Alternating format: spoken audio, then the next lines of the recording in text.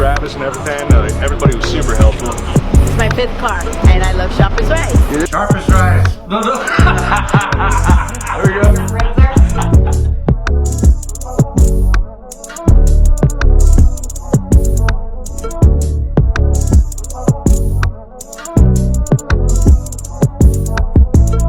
I'm Kevin.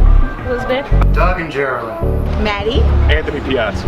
Taking home this nice Subaru Legacy. Chrysler 300. Taking home a Chevy Sonic, man. Mazda CX-5 Sport. Paul's awesome. Yeah. I can't get enough of him. It's my 5th car.